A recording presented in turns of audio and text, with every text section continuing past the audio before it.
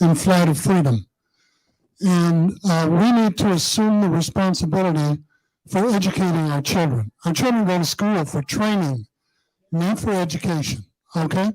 And there's a reason why we have the largest academic achievement gap in the country, because we've given our children away at 5, and they come back at 18, unable to make any contribution to themselves, let alone to our community. And 47% of 17-year-old Black boys and girls are functionally illiterate. So we began fighting CRT by buying books by Black authors and reading them to our children as early as they're able to listen, okay? We need to buy these books by Toni Morrison, by other people that the CRT legislation, critical race theory, wants to ban, and we need to give them as Christmas, Kwanzaa, birthday, and other presents to our children, so they have something positive and reinforcing that they can nourish. You know, Dr. King said that racism creates tiny clouds of inferiority in our children's mental skies, okay? And that happens, only 3% of 4th grade students in Detroit are at reading level or science level or math level in the public schools. And we have to really grab this bull by the horns and begin assuming responsibility for the education of our children, enrolling them in after-school programs, church programs, neighborhood programs, tutoring programs, any programs we can, because we're talking about preparing them for their and our future. So the word education means to draw out, not to force in. And there's a difference. People know the difference between the word decide and choice. The word decide has the same suffix as suicide, genocide, homicide, pesticide, fratricide, and all those words describe a condition that is fatal and non-negotiable, okay? And our kids make, decisions with very little information. And when you make a decision, you need to be careful you don't eliminate your options and alternatives. Now, in contrast, what are the best choices? The best choices are the most well-informed, because when you make a well-informed choice, or when our children do, their options and alternatives remain intact. And how do we encourage and empower our children to make informed choices? Through education. So education begins at home. And also, thank you to that. I have to say this. First of all, do I have to say this? Excuse me, no disrespect. Damn Hillary for co-opting our African proverb, it takes a village to raise our children. That is ours. But we have to assess the health of the village to raise our children. When I talk about the Mexican proverb that said they thought they buried us but didn't know we were seeds. We were seeds and we sprouted in spite of the dust and rubble that took over our beloved Rondo, whatever. We popped up. But when I talk about we migrated to other parts, we migrated to Selby Dale. When I grew up, I walked down Selby, I saw our doctor's office, our businesses, our cultural centers. When I went to J.J. Hill, everyone but one of my teachers was Black. The principal was Black. We had cultural centers. We went to McAllister, to the Black house, and the Black students and Magwood and all of them taught us. We had the Institute of Black Education, African Education. We had so much. The village was so ripe. It was strong. So we have to look at what do we have existing today to do that educating of our children, to give them those books. Kwanzaa was no joke when we were kids. You get Stokely and all the rest. We talk and laugh today. We were the Kwanzaa kids. Wasn't about bazaars. We knew every one of those principles and how it taught us as children about how important Kujichagulia, Ujama. Come on, Yusef. They didn't play. They didn't play with us as children to learn about the principles of Ngunza Saba. So that as children, we understood our responsibility to know how important our economic development, cooperative work and economic development. We knew. So we got to get back, Sankofa, go back and reclaim that which was lost. We knew we have everything we need to do this. One of my students at Battle Creek in my program, Loving the Skin, man, one of my girls said, Miss Robin, I'd do better if I knew better. She's coming from generations that don't know no better. So let's assess what we need to put back in place and just get busy. Can I add something with that? I wanted to add with the school, yeah, because I'm gonna be a bit extreme again, y'all. If y'all don't mind me, I'm probably gonna do that all just day. So you guys know, I'll be quick. I know you're gonna be quick no, because we didn't went past time. Just so you know, this is important to answer her question. All of it is about important. CRT, because right now, Black parents, it's trending right now. We're taking our kids out of the system. So I would say that. Period. If you have your children in public school, you have given your child to the oppressor, and they're being taught by the oppressor. So they're not teaching your kids anything in school, and we're not going to get into how ridiculous school has got recently with the things that they are doing to children. But really, we need to build our own schools, and you need to get your kids out of the oppressor school. Period. They are not teaching your children anything but to be oppressed. He brought up Detroit. Now, he said that people are, now this is no lie. I have family members, right? They have high school diplomas and can't read to save their life, okay? They don't know how to fill out a job application because they can't read. Well, they sued the school board and they lost, and the school board said they had no obligation to make sure your children read. I'm just let y'all ponder on that for a little bit, but I am one that homeschools my children, right? So we need to build our own institutions. Build. It's time to build, y'all. We talk about how we protect. Can we build some stuff? So we need to build our own schools. I am in partnership with a school called Zayax Institute. It is a Black STEM school. We have hundreds of children. They have 2 locations in Brooklyn, but if your children are not in Brooklyn, they are online. My child goes there as well. He is 14 and he knows how to stop a computer from being hacked. He understands AI and everything else. They teach these kids how to deal with mental health, how to deal with hygiene, how to deal with dealing with stuff. They give them real life things that they can do. I had children in the school, I had to take them out. I had an autistic son and they were treating him as though he didn't need no help. He was stupid, he was failing. My son is the most brilliant child I've ever seen in my life. But the school will suffocate and smother your children. And we're not gonna get all that because my answer's gotta be quick, but if you don't know what the school to prison pipeline is, you should go study that as well. You should get your Black children out of white schools immediately. That is what you should do. There is no asking them what can they fix. They're not here to fix nothing. Stop asking the oppressor to fix your problem. All right. Listen, I know just like me, I know y'all smelling food, getting hungry. You said it though. I know you are, and I'm ready. I'm ready myself to go spend my money with some of these vendors. But I had 2 more people with questions. Just one. She answered it already? Okay, and I know that some of our panel members are gonna kind of be around a bit, if anybody have any individual questions. So let me see, so you're gonna take his place then. All right, let's start with you. Really quick, my name is Linda Tyler, and you have 2 very opposing views on this panel, which I love. You talk about hope, and it's hopeless because of the government. You talk about we need to come together. That needs to be a unified front. It's not 2 opposing views. We have to come together. And I need to understand how we do that. Because my nephew, Amir Locke, was murdered over in Minneapolis last year. And he was murdered by the government. It was government sanctioned. When they kick in your door and on a no-knock warrant, that's a violation of us as a people. Right. So then you do everything right. You go and get your gun. He's a gun owner. He's licensed to carry. He went through the training, did everything. And Minnesota is a castle law. So you have the right to protect your home. You bust in my door. What do? I grab my gun because I have a right to protect my home and myself, and I have a right to shoot you. But because you're sanctioned by the government, the police department, we say we don't do anything. They fear for their life. How do you feel for your life when you kicked in the door in the morning and you kicked the couch because he's not up? So what I need to know is instead of us doing separate stuff, we need to come together.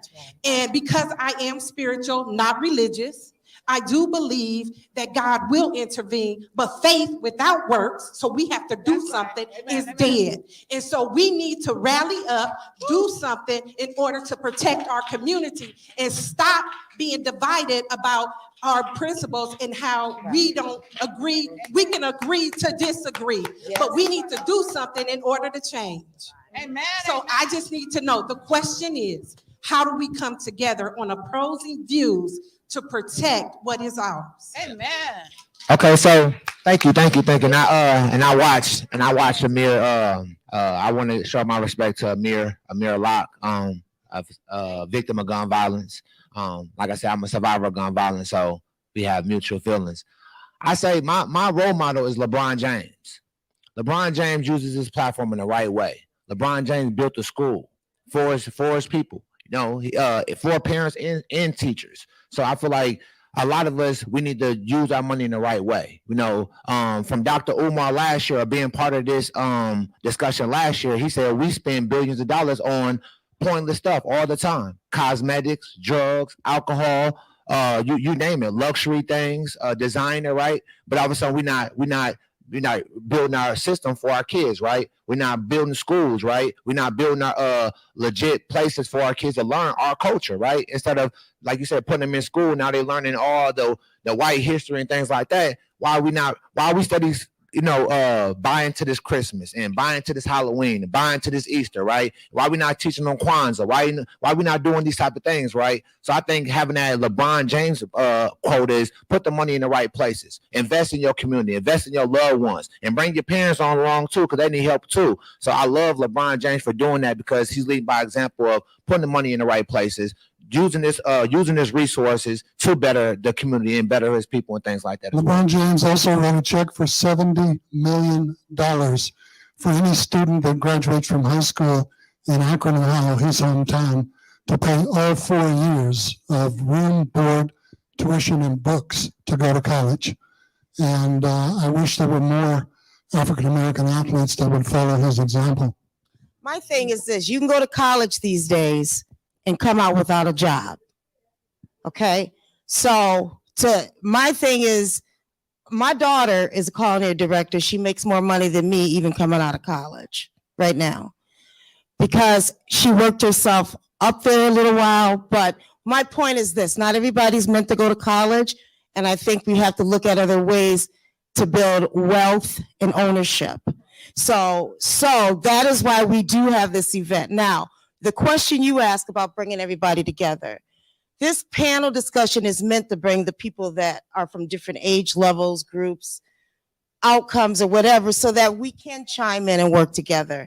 I hope that we can do more of this, because there is a division between the status quo and you know what I'm saying? And we do need to come together. This movement right now you're seeing is not part of that old civil rights movement, okay? It's not. I mean, it still focuses on civil rights, but it's more on the lines of we need change. I mean, if we think about who Malcolm X was versus Martin, they were two different people, okay? One was that mover and shaker and blah, blah, blah. I mean, I'm not trying to go down there, but there was a difference in personality. So what I'm saying is that we do have to come in agreement, like you were saying, and have respect for everybody and everybody's views, but don't shut people out. We still need to engage with each other. We still need to have family, and culture is what we see here now with Rondo. We don't have that culture. We don't have that that's missing. Do you get what I'm saying? And that's because we've divided ourselves in our own group of people. I want to speak specifically to what you said. First, I want to give you my condolences. I have cried tears with you over the situation. And we have spoke on Amir's murder plenty, right? So I want to first say that. But I want to say this. I think the problem is that we all think that we have to agree to move forward. I don't really disagree with anybody on this panel. They just have a different perspective. I do believe that what they say fits in this puzzle somewhere. So what I would say to this is, I think that we need to stop thinking that everybody has to go along with what we do. See, the problems are so vast that we need groups of everything. If I say right now, it's a war outside and I'm about to go fight, who coming with me? I don't expect everybody in here to get up. I expect the warriors to get up. I expect those that will be in here taking care of those that get wounded to be in here ready to take care of us when we get wounded. I expect those that need to feed us to feed us. I expect those that need to take care of the children to take care of the children. I need those that have hope and faith to encourage those of us that have to go to the front line of the battle. We're not all warriors. We're not all caregivers. We're not all the prayer warriors. So I think that we need to just understand we all agree in the ultimate picture of everything. I think what we need to do is allow people to fit into their place in the movement and know that their place don't have to be our place. And just because your place ain't my place don't mean we not in this together. So I don't think that religious beliefs or how we should fight this, I think all the suggestions should be fought. So the team that want to fight and you want to go against the politics, fine. For those of us that say we done with politics, we ready to fight, let us fight. We gonna let you go and sign the petitions. For those of us that are in those positions, we need to learn to play our part and know that everybody doesn't have to be the part that you're playing. So I think that that's how we kind of get around that. I think far too often we think it's one way to deal with our oppressors, and it's many ways, and I think we should fight them at every angle. So I actually think that we need all of the different perspectives. We just have to get out of, I think sometimes human nature wise, if you don't fit in with my perspective, somehow that means you don't agree with me or we get offended. So we have to just work on that individually. You know, I don't want anybody to ever step in to a role that is not made for them. You know, if you ain't ready to go out there and fight, like he said, they go out there and get shot. Well, you know what? The Warriors is okay with getting shot. So I don't want you to jump in that position. You let the Warriors be the Warriors and you be the brother that's not your job. Somebody got to do something else. So that's what I would say. Let's learn. I would say agree to disagree. Let's just learn to work in our differences. That's all. She broke it down. You broke it down. That's called strategy. I love you, Michi. I love you too. I do. Okay, we got one more question. This lady has waited very, very, very patiently, and we're going to hear her question. Give us your name and your question. All right. My name is Katrina Cash. I'm actually a native of Stone Mountain, Georgia. Hello, Michi. But I'm a high school teacher in St. Paul. So I want to speak to the state of education. As a high school teacher, it's in a bad position. Special ed is my specialty. And I agree with the panelists. We do need to have our schools. I'm just seeing, I don't even know where to begin in our schools, but the main thing I will say, our students right now, Black boys and females, they just have such an apathy toward learning right now. And then my question, I'm sorry, because I'm just kind of going. My question is, how do we increase more African-American educators in our systems? Because I was the only Black teacher in my building for my first 5 years of teaching. I've been teaching in St. Paul 10 years. At this point, we have 3 Black teachers, and my high school is probably was 80% minority, not all African-American, but it's still a diverse and more people of color at my high school. And so I'm trying to see how can we increase our numbers. We never can get over 3 Black teachers in a school building. I mean, across the board, I have fellow colleagues and they say the same thing in their buildings. At any given time, this is typically no more than 3 Black teachers. And our kids are suffering. I mean, I run a girls group after school. I'm really, and have a passion for my girls and my young men. I'm trying to get a mentoring program for our boys, but what I'm noticing is it's hard to even get our kids into these clubs after school, or some of them just, you know, I don't know. It's like their self-esteem right now is just really at a low, and mental health is at a low. But my question is, what do you suggest? How can we recruit more Black teachers for our high schools or our schools in general?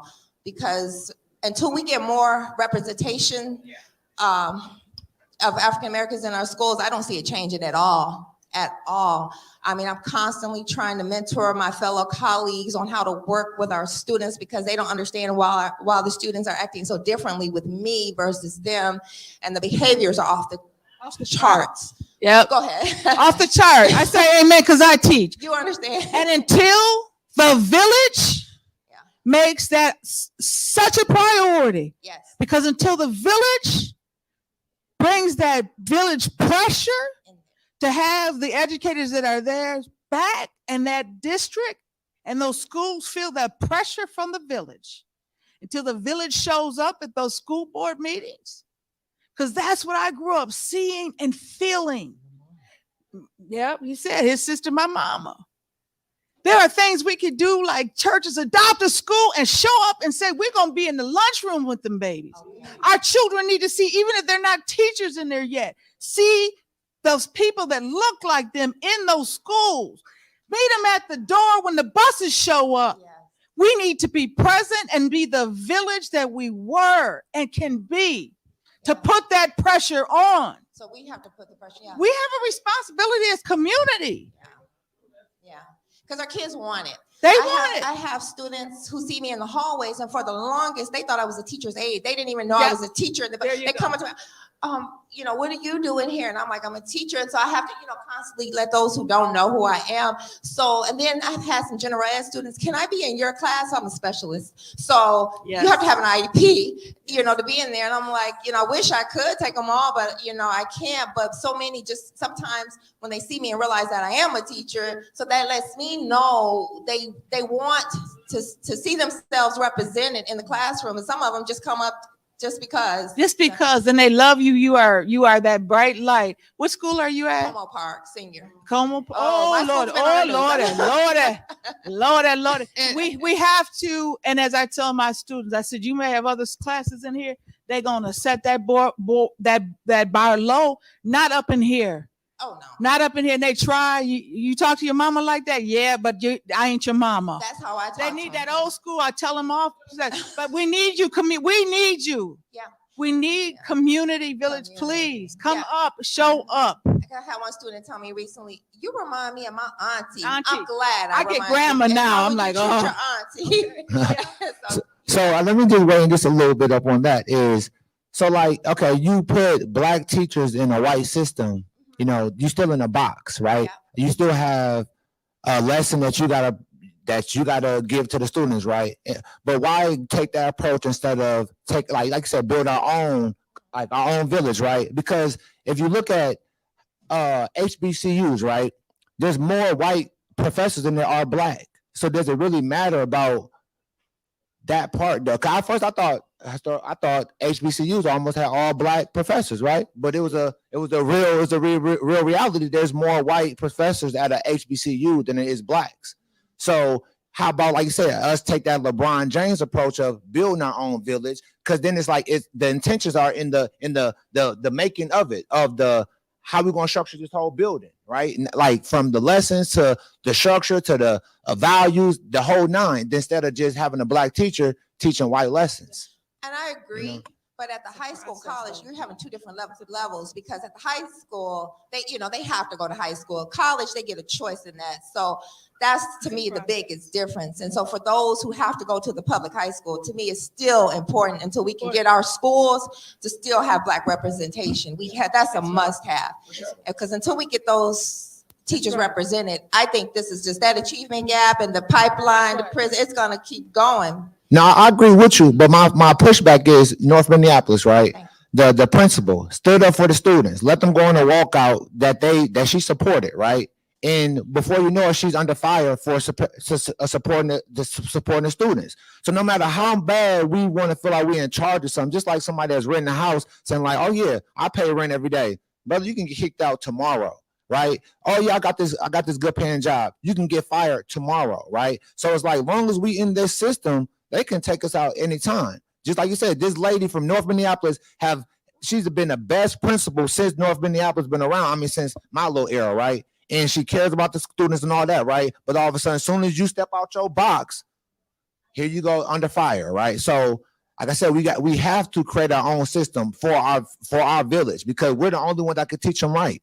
Anything else is like a cliche of putting a Band-Aid on the problem when we really need to fix the problem. Well, all right.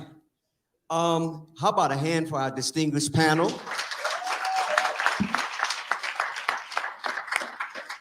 Some of them will be around if some of you have some individual questions. I know you're smelling the food, but I know that I was just thinking of a song.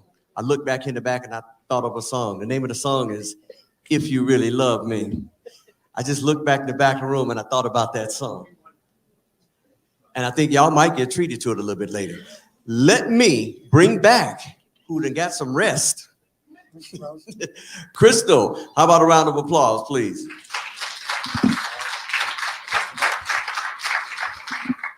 Oh, more faces. It's nice to see everybody. I just want to say thanks again to the panelists. You can move back to your seats and talk amongst yourselves. Michi, we're going to have to talk because I literally wrote down things that you just said like 10 seconds after.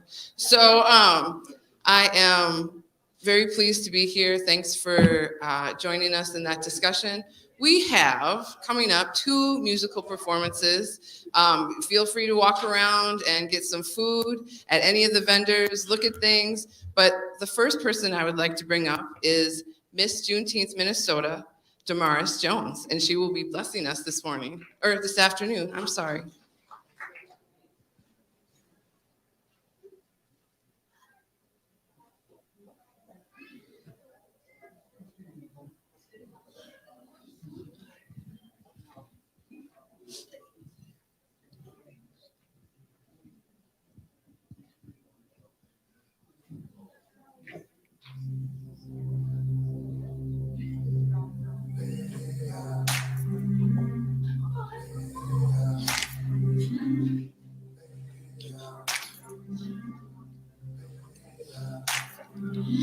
I've been walking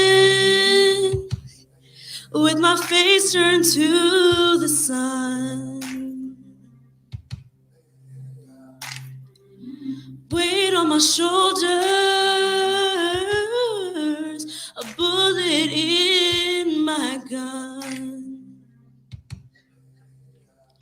Oh, I've got eyes in the back of my head, just in case I have to run.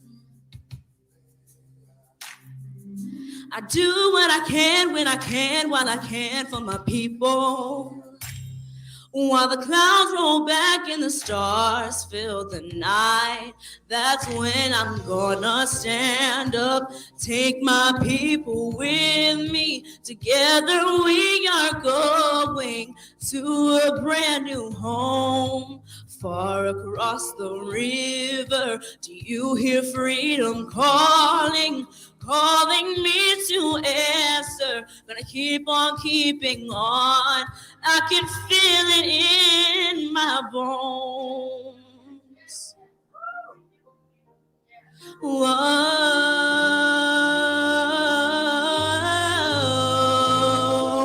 stand up, take my people with me. Together we are going to a brand new home, far across the river. Do you hear freedom calling? Calling me to answer. Gonna keep on keeping on. I'm gonna stand up, take my people with me. Together we are going to a brand new home, far across the river.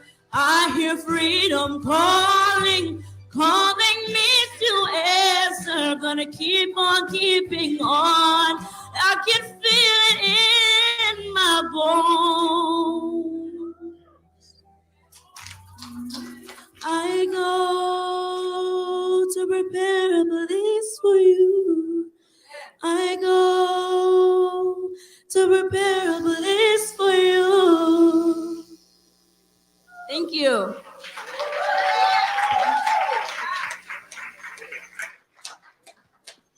Could you stay up here for a minute? One more round of applause, please. Give it up for Miss Juneteenth, Minnesota.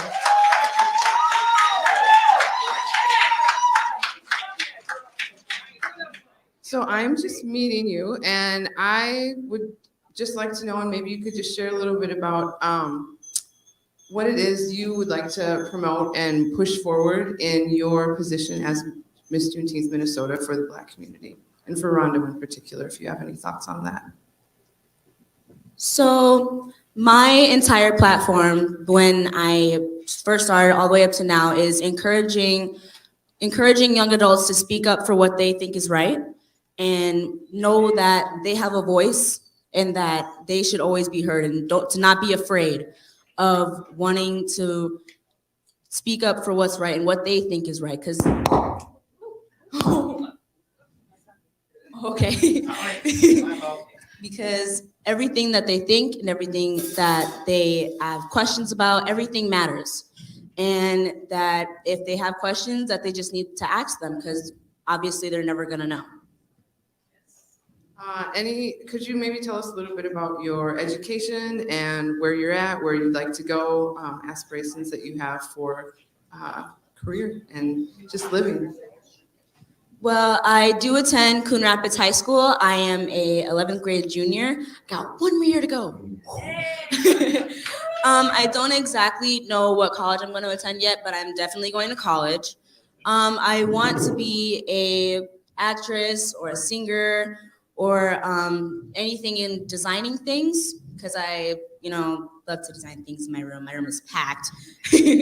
And my inspirations, I love Michelle Obama, since she was the first, and especially because she is African American, that it's very important that we have more of those people, and hopefully to continue that on. Anything else you'd like to add, or will you be around if people would like to network with you? I do have Facebook, my name Damaris Jones, or I also have another one for just Juneteenth stuff. And I also have my mother over there, Angel Jones. If you have any questions or anything, you can also talk to her as well. And I also have a YouTube channel with Miss Juneteenth of Minnesota. And yeah, that's about it. Thank you.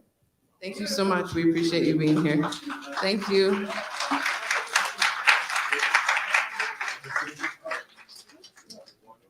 All right, young talent in the room. We love it.